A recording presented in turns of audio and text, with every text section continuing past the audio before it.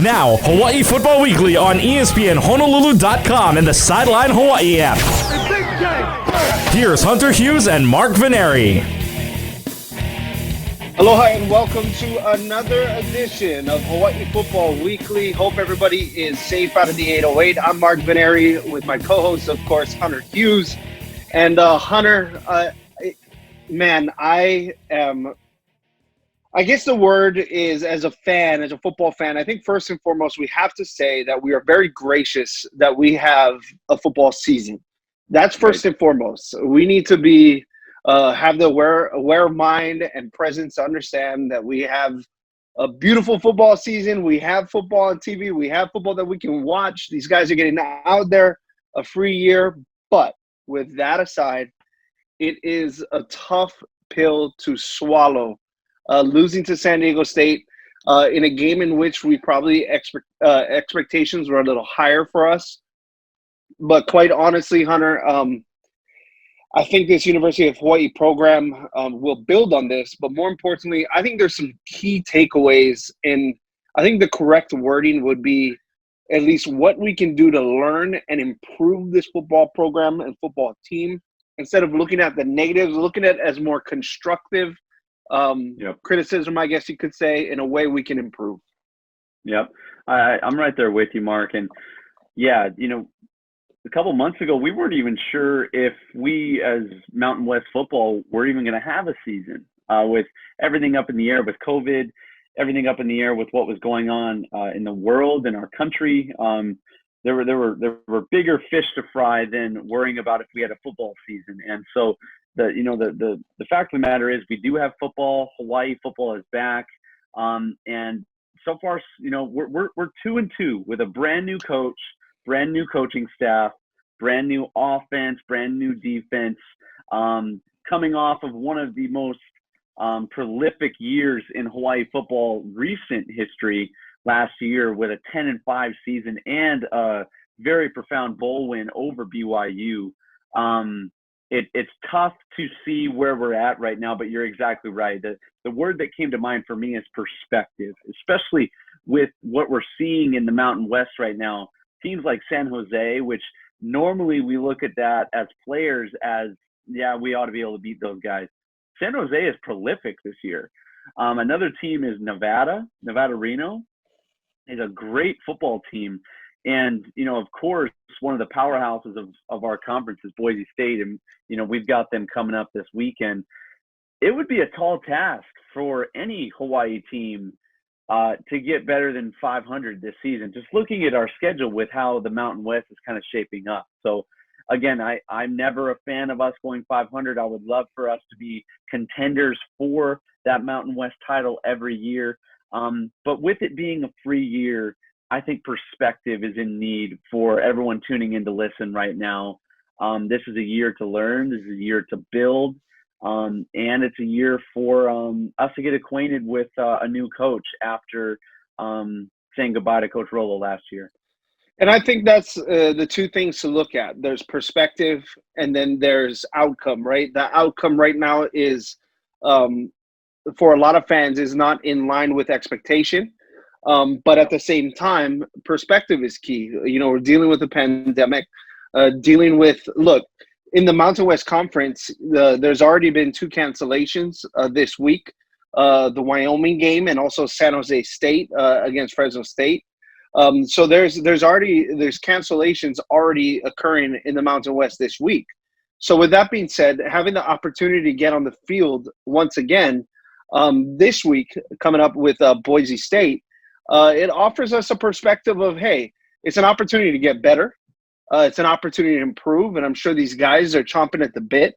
But diving into what happened this past weekend, there is obvious reason for concern. And in the sense is because you look at a couple things, right, Hunter? One, you want a positive outcome in the energy. Coach Graham, we get it. Pandemic, we know, we understand. But at the same time, from a recruiting aspect, free year, getting those guys out there that we'd like to come to the University of Hawaii, it's an opportunity to showcase what we can do as a program. And the outcome against San Diego State was both far removed from our expectations of what we thought may have occurred in the game. We predicted a lot closer game, and it wasn't even close from the start. Yeah, I'm right there with you, Mark. I definitely expected more from the scoreboard, but anybody watching that game has to admit that there's no lack of effort. There's no lack of effort. There's no lack of fight. Our guys are out there and they're representing our state. They're representing our team, that logo, and that they're fighting with that warrior ethos that we talked about so much on this show. Sometimes it's harder to play with heart and with effort when you are getting your butt kicked a little bit against a division rival like San Jose. We don't like those guys. Definitely don't like seeing them put points up on the board for us. But you know, there were some great plays. There were some explosive plays from this last week, and it would be unfair to say that everything was horrible, because that's just not the case. There were things that you could look at from this game and say, hey, we did do that well. I thought Calvin Turner defense forced turnovers. That's right. Calvin Turner, as you mentioned, forcing turnovers. You know what? I never want to say that this is a positive, but Chevin Cordero did not get hurt. That is a positive. So it's funny that you bring that up, because one of the keys, keeping in mind, the University of Hawaii suffered its second defeat to San Diego State this past weekend, 34-10, in which Chevin Cordero was constantly under pressure and duress during the game against San Diego State. The University of Hawaii offensive line gave up 7 sacks in the game against San Diego State, which is an obvious concern. Cole Val out for the season as well, suffering a season-ending injury. But 7 sacks, 17 sacks through 4 games, Hunter. You know, granted, 4 games, yet the amount of quarterback pressures, the amount of quarterback hurries, how many times Chevin has been hit within the pocket, and then the accumulation of having 17 sacks at this point in time.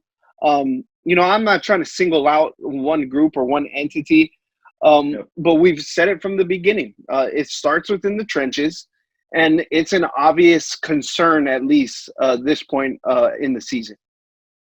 Oh, it absolutely is a concern, especially when preseason our offensive line was going to be the unit that we looked towards to kind of be the leaders of our team. Coming after, such a prolific year passing last year, I think the stat was we only gave up 10 sacks on the entire season last year. And you know, a lot goes into that. Obviously, that's tremendous play from the offensive line, tremendous coaching from the offensive line coach. But then also from quarterback play, you're getting rid of the ball quick. You can't get hit if the ball is out of your hands. And so, you know, Chevin's doing, honestly, I believe, the absolute best that he can. Whenever he was back there, I was surprised to see some shiftiness out of him, some elusiveness with his feet, really just to stay alive, because he was, poor guy was having to make moves and make plays pretty much every time the ball was in his hands. And so, yes, I know that that coaching staff is going to take a closer look at what our offensive line is doing, and they have to, because we cannot go forward the way it's happening. And we said this in the last couple of weeks, at least with the offensive line play, Hunter. What are we seeing? I mean, I'm trying to put a thumb on it, and I still see the miscommunication on blocking calls up front. I'm not aware of who makes that call, if that's a quarterback call, if that's a center call, because for our average listener out there who maybe doesn't understand the game quite as much, usually it can come from 2 people in protection call. It can either become the quarterback can call protection, and also the center can call protection. And I see a lot of that, at least there's some breakdowns in it. And for me, with this group that was so successful, remember, we came into this year with this group being the most, I guess, experienced of the bunch, considering on all aspects of the team. The offensive line was not the concern. It wasn't a concern coming into the season, and now it's becoming a big concern. And I'm just trying to put a thumb on it. If there's miscommunication, is it conditioning? Is it just a lack of understanding with the offense at this point in time? I'm really just trying to put a thumb on it, because to tell you the truth, Hunter, I definitely believe in this group, and I know they're capable of a lot more. Yep, I'm right there with you. I don't know if it's as simple as saying one thing is the issue. If we were taking the test right now, I would fill in E, all of the above. I think this is just a different year to be a football player. Even if you had the same coach, different year in terms of preparation. Fall camp was pushed back significantly. This team did not have a spring season. For us as players, springtime is when you work the most on your offense, on communication, on that morale as a team. Coach Graham did not have a spring season with this squad, both offense and defense and special teams, to get them to understand what he was trying to implement from an offensive perspective. And so when you don't have the spring and everything was up in the air, the cards are against you. It's stacked against you to be able to come out and put your best foot forward. So, I think there might be a little bit of communication that, Chevin as a leader needs to kind of rise up and be a little bit more of that vocal leader. Cause he's our guy. He's our starting quarterback. He has the backing of our coaches. He's got the backing of our state. He's a proven winner. Get on your guys a little bit. It's not the end of the world. You are that leader. You're the commander in chief. That's right. And if your guys aren't getting the job done from a responsibility standpoint, it's on you to make sure that they're holding up their end of the bargain, because you're holding up your end as best as you can. If you're welcoming that criticism, you ought to be able to give a little bit of firm encouragement. That's what I would say. Firm encouragement to your guys that they're better than them, that they can be better than what they're doing on the field. And even from a schematic standpoint too, for me, I mean, even if it's keeping it even more simple than, I look at RPO read, I look at a lot of play action, you got fly motion. I mean, I get the design. I completely understand it. Yeah. I'm at the point where, hey, look, we're in a free season. Maybe we keep it more simple. Maybe we go back to the basics. Maybe we go back to the drawing board. Hey, let's get our double out concepts. Let's get our curl concepts. Let's get our slants. Let's get rhythm throws. Because I see Chevin scanning the field downfield instead of looking to at least get rid of it a little bit more quicker. I mean, there's opportunities where he does, but from an offensive standpoint, if you don't have that ground game going and getting that push up front, and then you got to rely on the pass game, it's easier for a defense to just basically rear back and just fire and blitz all day, come with the house, and play a little bit more man coverage and play freely on the defensive side. Yeah, I mean that's a good way of putting it, Mark. I think you might want, if I could speak to the coaching staff right now, treat it like another spring. Treat it, as an experiment. First time, with your guys, on the field, and whatever they're trying, much love to the coaching staff, because I know a lot of work goes into this, but it's not working. It's not working. And to keep our guys healthy, to give them the best chance at winning, let's try some other stuff. Even if that means for you going back to some of the stuff that these guys are used to running, maybe that is some more run and shoot concepts, front side to back side, getting rid of the ball a little bit quicker to get some momentum going. Belichick, has talked about it many times. It's less about the plays you're calling. It's about the tools that you have to work with. And so treating your guys on the field like, tools in a tool chest. How are you using those guys the best? That's your job as a coach. It's less what you're doing, it's how you're playing it. So yeah. Go ahead, Hunter. I'm so sorry. I didn't No, mean to cut you off. I was just going to you're say good. that. I was just going to say JG Klein is a tremendous asset too. I mean, Tremendous. JG is very smart. We know that he's played at the highest level. He has been proven successful too, not only as a player but also helping them as a coaching staff. So, you call for it, and I think, and once again, it's not a knock. It No. really isn't a knock. It's just, hey, look, it's okay. It's okay to evaluate, and it's also okay in this time. And normally we wouldn't say this, but during this time, it's okay to look at opportunities to improve and maybe change it up a little bit. That's right. And for the listener at home, something you may not have thought of is this is the first time that this group of coaches has ever coached together as well. Though these guys might have known each other in the past, maybe been on the same coaching staff, this group of guys, this group of personalities, this group of, co-workers, if we're going to look at it as a workspace, this is the first time that they're interacting with each other in this sort of environment. And so a lot goes into that. From an offensive, perspective, if you're the play caller, but you don't always feel like you might have full freedom from your head coach to be experimental, to do what you really want to do with some of your guys, some of that doesn't get worked out until year 2, year 3, even year 4. Me as a player, I watched that happen with, offensive coordinators, bashing heads with Coach Chow. Rolo had, he played with, the guys that were calling plays, so they had a little bit better camaraderie. But that is something to consider as well too. These coaches are trying to figure each other out while they're figuring out how to win football games. And in a game like football, it's an incredibly emotional environment. And so these guys are trying to figure out the best way to win too. It just takes time to kind of figure out how to get the horse running.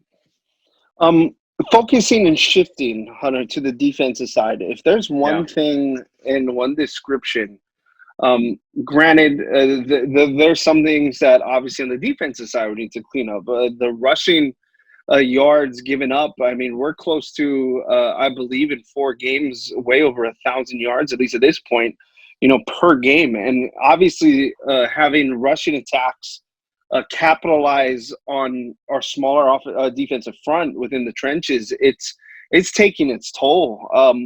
But with that being said, this defense you talk about passion, you talk about heart, you talk about not giving up. This team still forced turnovers. They still gave the offense plenty of opportunities to capitalize on turnovers. And this defense, granted with the points and yards, and you can say what you want, this defense to me is the heart and soul of this team. The way they come out and play with reckless abandon, not even and mind you, not even because of the score. They're believing, and it looks like this on the field. They believe that even though they're trailing, they still believe they have a shot to keep this team in the ballgame. And that, to me, is an exciting piece to see from this football team. Absolutely. And yeah, people want to say that, our front is small. We're getting run through like paper. It's just not true. How football works is you have to control game clock. You have to control game clock, and then at the end of the day, you got to score more points than the other guy. And so if you look at some of the stats right here, we punted the ball almost twice as many times as San Diego State with much less time of possession. When you're doing that to your defense, you're forcing guys to go out on short rest, on a lot of times short knowledge, short coaching from their coaches, on getting understanding from upstairs on what the offense is running. It's a tall task to get these guys to go out there and run down the other team when the offense is not doing their job. I think you're exactly right. The backbone of this team is our defense. I mean, this last game, Quentin Frazier came up with another big interception. Michael Washington kind of let his name be known with another pick this week as well. And we had more tackles than San Diego State. That is the highlight of our team right now. And I think we're not used to seeing our defense be that prolific, in the last couple of years with our offense being as dominant The focal point. But that's right, the vocal point. Our defense is the highlight of our team right now. I'll tell you one thing that I absolutely, in a positive in all of this, that I really enjoyed seeing was Panay Pavihi not playing as a down lineman in this game. I know you were thinking the same thing, Hunter, because Panay Pavihi's natural position is a linebacker. He is good as a 2-point stance guy, and seeing him play freely on the football field and not being on the defensive line front actually gave this defense a little bit of a spark. And to me, I think moving forward, you got a guy like Jonah Laulu who had a team-high tackles, who did a tremendous job on the defensive front. You got the guys. I like the move shifting Panay back to his natural position. I do too, man. And you put him down on the line of scrimmage, and you're losing his ability to be a free tackler. And he's such a great athlete, fast, big, long wingspan. I don't like having him down there as a down lineman either, especially with him coming off a year where he had to be so patient. I feel like giving him a little bit more freedom now when he's on the field allows him to be the asset that he is meant to be for our defense. So he definitely had a standout game, I felt, and I'm looking for him to continue to do that and rise up and be a leader, because he's been that for us in the past. And I know we constantly say this and preach this, Hunter. There's no moral victories in losses. There is no moral victories in this. But if there's at least some factual evidence for our claims in regards to how the defense plays, keep this in mind. It was 28-0 at half. Yep. The defense, and I don't look at this. The defense stepped up, holding San Diego State to only 6 points in the second half, and we actually won the second half 10-6. And granted, I know there's no more victories in this, but it goes to show you that there's no quit in this team. There's no quit in the defense. There's fight in the offense. There's things to look at. Say, guys, I know we believe in it. Let's get over that hump. Let's make sure that we can improve on this, because, yes, this is an opportunity to get better, as we mentioned to start this show. Yes, no moral victories, but if you look at positives and takeaways, because we always do that as both players and coaches, the takeaway I look at this is the fight. I'd be telling the guys, you keep up the effort, you keep up that spirit, and guys, the chips will fall in place. Things happen. That's the law of attraction when you do good things, is that if you continue doing these things, you feed off of that. And I'm hoping that this football team can feed off that type of energy. I think you brought up an interesting point that, we won the second half this game. And I think that's kind of an identity marker for us as a football team. We're a second half football team. If you look at our past couple games, we were getting beat really bad in Wyoming. We beat them in the second half. New Mexico, it was a tight game at half, and we came back and we hit them right in the mouth and closed the door. Same with Fresno on that one. And Fresno's the same way. I look at that both from a fighting and, a spirit, thing with both the offense and the defense, but also with a coaching staff. I think these guys need to see a few looks for them to figure out how they're going to attack from a schematic standpoint.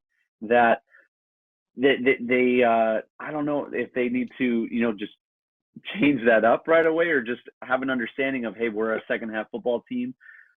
We'll let them get their licks in early, but we're going to come out fighting in the second half. Good stuff, Hunter. Coming up next on Hawai'i Football Weekly, we'll be talking about the player of the week. And this player of the week, I'll tell you what, I will give a hint. He needs to be having the ball in his hands a lot more. We'll be talking about our player of the week. That's coming up next on Hawai'i Football Weekly on ESPN Honolulu.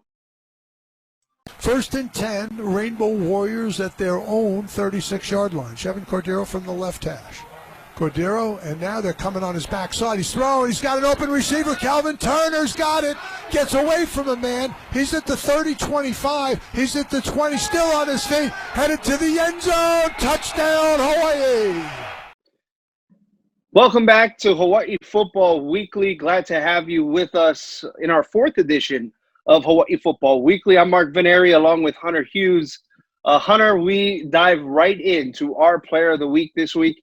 And I'll tell you what, we've been calling for him to get the football more, as he is an absolute playmaker. He has that star like we see in Madden with the playmaking ability. And number 7, Calvin Turner, is our player of the week. I cannot say how excited I am. I can't say it enough, I should say, how excited I am to have this guy on our football team, on our roster. He continues to dazzle. This is 2 weeks in a row where He's put together unbelievable catches into longer runs for touchdowns. And we need to figure out a way to get him the football, because he continues to put on the highlight reel week after week with his football team. Absolutely. He's a yak guy. And for those listening, yak is yards after catch. He's just a yak machine. Whenever he gets the ball in his hand, he's explosive. He makes plays happen. I mean, last week I made that bold statement of that run against New Mexico after the catch was similar to some vintage Reggie Bush runs where, he would break, turn and run back into the middle of the field and outrun everybody to the end zone. And Mark, he did the exact same thing this week against San Diego State. Yeah, he did the exact same thing, put on the brakes, a couple people ran by, and he turned, went back in the middle of the field and outran everybody to the corner to ultimately score a touchdown. And to be honest, Mark, that was offensively one of our lone highlights of the game. So we have to honor him for that, because that was the spark of anything that I saw. And Calvin Turner with 4 catches, 168 yards, and that touchdown. For me, I watch him play, and he's got that frame. He's a pretty thick dude, and he's about 6'1", 185, maybe 195 pounds, but very deceptively fast. And he reminds me, and not in the sense that, they're both different players, but there's a guy named, and I know you know this, back in the day, a gentleman by the name of Jason Rivers. Reminds me, he's very similar, slippery, thick, big, is not afraid to run over the middle. He's not afraid to make guys miss. He's not afraid of contact. They have that prototypical body frame, that the big stature, muscular, and he reminds me a lot of like Jason Rivers in terms of the way he moves on the football field. Obviously, Jason Rivers is one of the all-time greats for Hawaii football receiving core in that Devon Best, Ryan Price Mullen type of conversation. But Jason Rivers, Calvin Turner, that's the best, I guess, comparison that I have in the University of Hawaii uniform. Yeah, and coaches like putting guys like that in there too, because they're great pass blockers.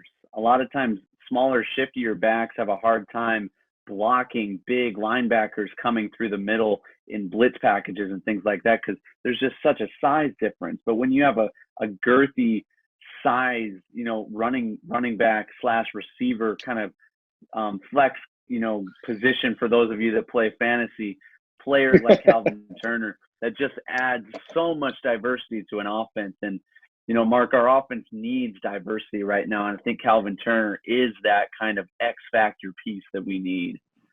And I like the way they're using him. I'd like to see him get at least 7, 8, 9 touches a game, if not more. How you use him is obviously up to the coach's discretion, but lining up in slot, having him at an H back, having him as a flanker, just showing different looks, having that fly motion sweep with him. I mean, there's so many different aspects that you can give to him. He's also, remember, coming from a program, Jacksonville. I believe it was Jacksonville, if I'm not mistaken, Jacksonville State. Yep. If I'm not mistaken, he was a quarterback at Jacksonville State. So look, this guy is very athletic, very smart, understands the game. And I would like to see a little bit more out of Calvin Turner, at least in terms of touches. Getting an explosive player like that is very difficult, especially when defenses are now going to be aware and keen where Calvin Turner is at. But for me, I still got to find ways to get him the football. Those bubble screens, slip screens, just some easy, nice pitch and catches. Hunter, just get the guy going. That's the one thing I'd like to see a little bit more. Yeah, I mean, the first time might be a fluke, but not 2 runs like that. He's backed it up 2 weeks in a row now. He's a proven playmaker. As a quarterback, you look for guys like that make you look good. All you got to do is get him the ball and let him do his thing. So I'm a big fan of getting him more touches and just letting him be Calvin Turner on the field, because he makes Hawaii football look a lot better when he does. And as a quarterback perspective, Hunter, how would you at least try to get him more looks? How would you get him more touches? I know I alluded to some at least, but you're the guy. You've been in the huddle. You understand. How do you get him more touches on the field? I think you throw him quick stuff. You throw him 5-yard sits. You throw him quick outs. You try to get him maybe on some screens. If not, the traditional screen, then maybe some wide receiver screens, getting him underneath or maybe even more on the outside and letting the outside blockers, bigger guys like Jared Smart or even, Nick Mardner, if he was up to the task of coming down and kind of blocking if they were in man coverage, the guy over Calvin Turner, so that he can try to squirt to the outside and make a play that is designed to get you 5 yards, but he's only got to break 1 tackle to stretch it to 30 yards. I would try to make things like that happen, because he's proven that he can break tackles. He's proven that if he gets the ball, magic can happen. So I would just try to give him as many opportunities to make magic happen with the ball in his hands. And what's the amount of touches we're looking at per game for a guy like this? Roughly, what would be a target number, or I'm looking at least 10. I think when you look at a team like the Patriots, in all of their championship seasons, they got the ball to Edelman at least that number of times. He's just a reception king there. Well, some other guys, Tyler Lockett in the NFL, a lot of touches. You see guys like that. I think Calvin Turner is kind of separating himself in our wide receiver core as being that playmaker for us. And I'm looking at least 10 targets if we can, and then five handoffs on top of that, because he's proven that he deserves it. It's one thing to give the guys that you heavily recruit the ball, but when you're making it known on the field that you deserve the football, give him the football, man. Give him the rock. Feed the hot guy. Feed the guy, the rock, the hot hand, whatever you want to call it. Calvin Turner, our player of the week, really standing out in the last 2 weeks against New Mexico and San Diego State. 4 catches, 168 yards, a touchdown for Calvin Turner, our player of the week.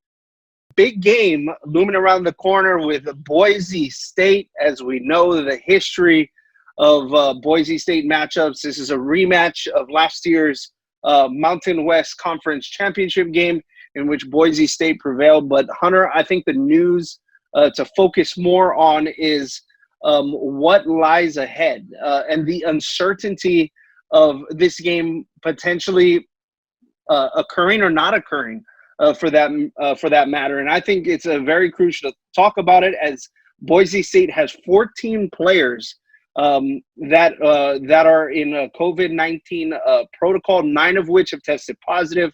5 are being with contact tracing. We've also heard Hank Bachmeier recently has had COVID-19. He was out for 2 weeks. There's so much uncertainty because remember, the Mountain West Conference, you cannot suit up less than 53, and you cannot have less than 4 interior four interior linemen to suit up. So there's just a lot of uncertainty surrounding this matchup with Boise State. Boise State is scheduled to travel Friday, which is a quick turnaround to play the next day at, I believe, kickoff being at 6 o'clock against Boise State on a national broadcast. There is a lot at stake, not only just from the football game itself, but what's happening with the pandemic. And we've seen, and we've talked about this earlier, there have been already 2 cancellations this week for the Mountain West Conference. Yeah. With how unsure the season was for us to get going, this is definitely the first game of our season that has felt the most uncertain if we're even going to get a chance to play. And you bring up the travel issue, and as a player, going to Boise was one of the few games that we would actually leave an extra day to get acclimated up there in the mountain. And I'm sure Boise considers us just as far of a travel coming the other way. For them to come on a Friday and then expect to play at full steam the very next afternoon, that's a tall task for any athlete. I don't care who you are. You go from being crammed up in the plane, you start to deal with dehydration, you start to deal with loss of sleep potentially because of the time difference coming out over here. Yes, Boise State is a great football team, but any athlete being asked of that's a tall task. So although it's normally a tough thing for us to beat Boise State on any circumstances, the tables have definitely shifted in this matchup. And I think if I'm not mistaken, on a travel squad, Hunter, you can enlighten us because you've been a part of it.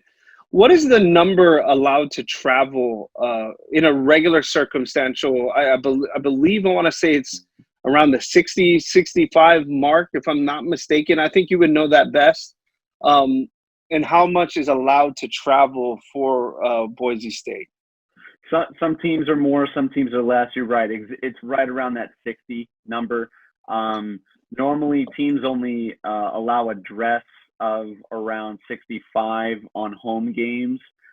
So that extra 5 guys, some teams take a little bit more, a little bit less. Some teams travel with an extra quarterback just in case, someone gets hurt. A few more guys that help out on special teams, but then they might be either a backup receiver, backup defensive back, something like that, guys that can kind of float around. But it sounds like Boise State is hurting for guys. I'm sure they have plenty on their roster, whether it be walk-ons, other positions that maybe they've had to give them a week of training this last week at a new position so that they can field a team. But they are, I think that they're definitely skimping by a little bit more this week as opposed to others. And I think it's a key. And look, there's no fault. It's big, and it can play a major factor into this football game if Boise State is to travel here, if the game is a go, and we have this game taking place come Saturday night. Hunter, I think it obviously the cards, if you want to say, are in Hawaii's favor. It definitely is, but also knowing too the hurdle that still remains in front of us is still a potent and dangerous Boise State football team. There's no way around that as well, because right. Boise State will still be well prepared regardless of who's suiting up. So yes, there is uncertainty, but does this play more into the hands of the University of Hawaii with the amount of people potentially out for Boise State? Absolutely. I think, we talked earlier in the show with the highlight of our team being our defense. I think our defense needs to jump on these guys and jump on them early, try to smack them in the mouth and get some momentum going early from a defensive standpoint. I think, with what our season has developed into, sure, we're 2-2, we're 500. It could have been a lot worse. This is one of those breaks that, sort of ex machina, outside circumstance that you have no control over, that, that could make or break the outcome of a football game. And I think we need every break that we can right now as a team with how we've kind of played in the last couple of games. I think we try to take that as an advantage. We're playing on our home turf. We're not on that hideous blue field of theirs. And it sounds like you have a little issue with that blue turf, Hunter. I'm not a big fan of Boise. I never have been. It's unique. I got to give them that from a creative perspective, but I do not like the Broncos at all. And any chance that we can, in a sense, come out of nowhere and shock, the big bad Boise State of the Mountain West, I relish that opportunity as a Rainbow Warrior. So, and I know our guys do too. And I know this was our old branding from a couple years ago. We're going to be looking to defend Pride Rock come this Saturday against Boise State.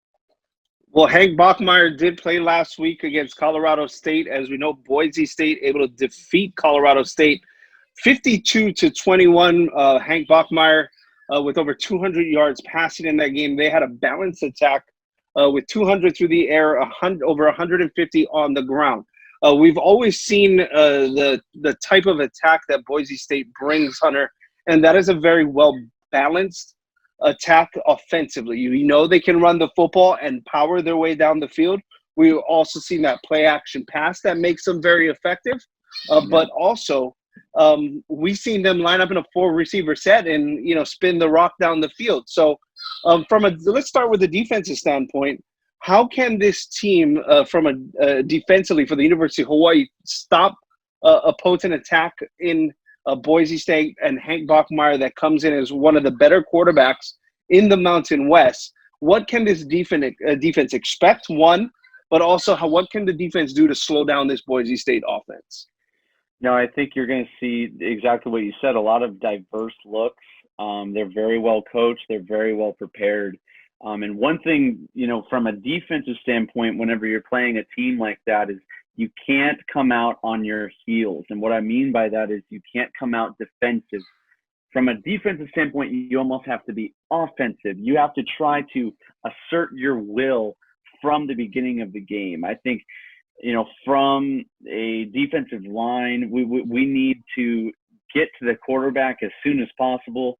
From the kind of schemes that we've been running, I'm looking for us to show some new blitz packages, maybe some stunts between the defensive line and our linebackers. Try to get to Hank Bachmeier earlier and often try to make him get rid of the ball faster, because he has no interceptions on the season so far. I think it would be to our advantage to try to get the ball out of his hands in a hurried fashion to kind of set us up for success for the game as a whole.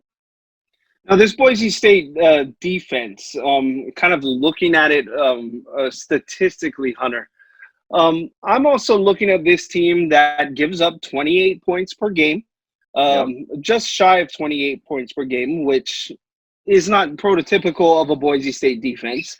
They give up kind of a balanced look, too, as well, both rushing and passing. They give up about 219 yards on the ground total. And then also through the air, they're giving up about 174. So there's no secret that Boise State is a very, very good football team. But also we've seen them give up 30 points to Air Force. We also saw what happened against BYU. Granted, BYU is one of the best teams in the country, the current moment. So there's some opportunities for our offense to capitalize on this defense, capitalize on the quick turnaround, capitalize on maybe a diminished roster. You talk about pouncing on a team early. Not only does the defense have to do this, it's going to have to be the offense too. The slow starts are going to have to stop, and it's going to have to stop starting with Boise State come Saturday night. Absolutely. I think it's all out there for us right now. I mean, we see with their defense that they're more than capable of giving up points right now. Go get it, guys. Go do your thing. I mean, they're coming on short rest.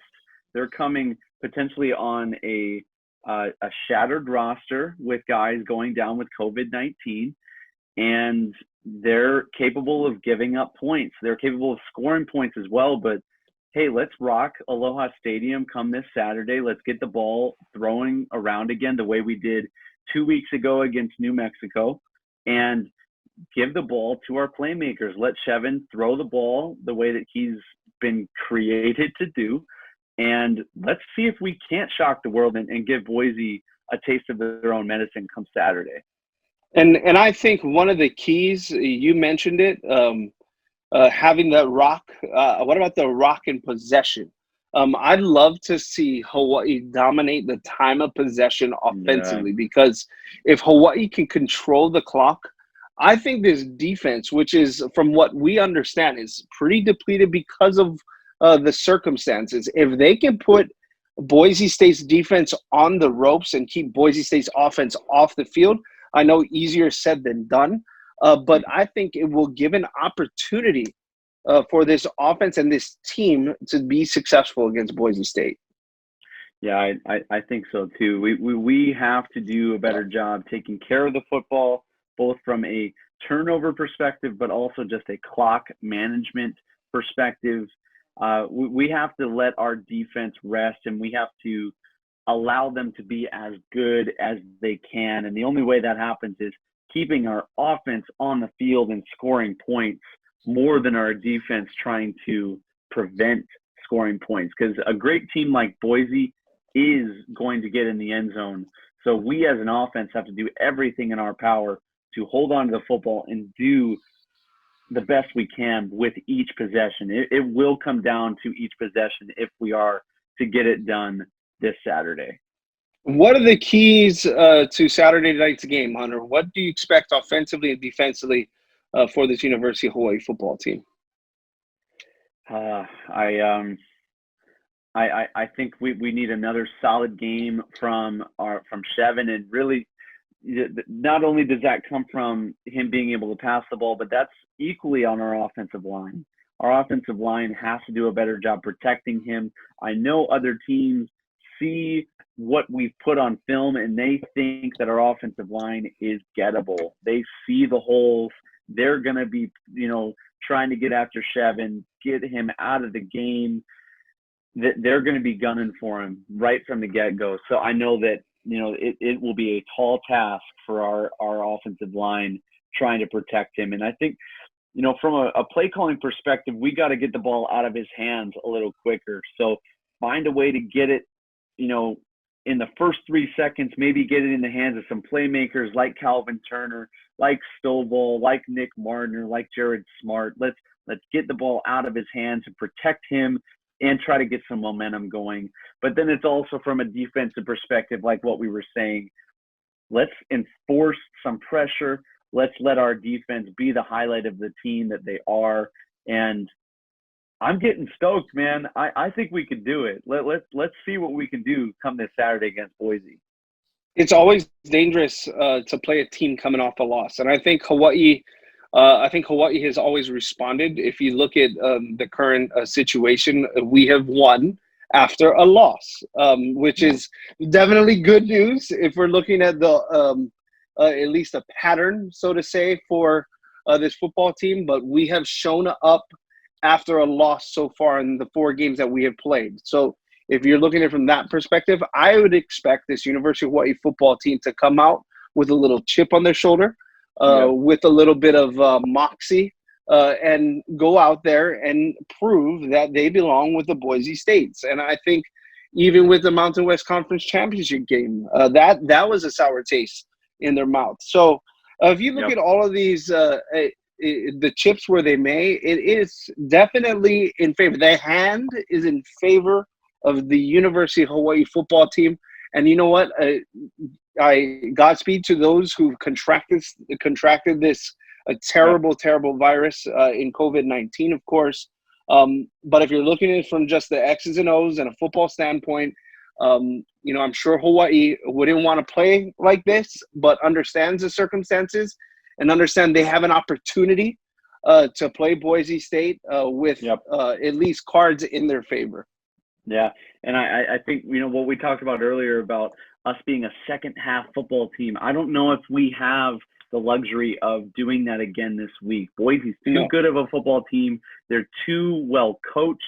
I want to see us come out to a lead early and see if we can jump on that momentum come the second half. I don't know if we can afford to get out to a deficit at the beginning of the game, because I don't know if we can catch them. All right, Hunter, before we wrap things up, we got to get it. We got to put ourselves on the spot like we always do. What is your prediction for Saturday night's game against Boise State? I see us having a high-scoring game, Mark.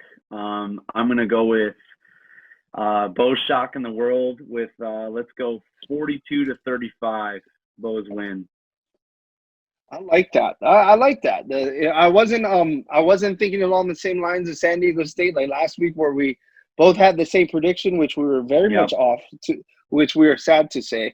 I'm going to go with a familiar lucky numbers, I guess would be the case, and go back to the 2007 year, the undefeated season, and have Hawaii winning that football game 37-29. I'm predicting a 37-29 game this go around against Boise State. I'm sticking with those lucky numbers and high hopes that the University of Hawaii football team, as you mentioned, shocked the world, beat Boise State at home, because the last home victory for the University of Hawaii football program against Boise State was 2007, 13 years ago. That was the last time the University of Hawaii football team beat Boise State in Aloha Stadium. So if that's any perspective, let's go. Let's get it. Obviously, good luck to the Bows Saturday night, Hunter. Let's see if we can't get it done. The advantage is in our favor. Go get it done, guys. We believe in you.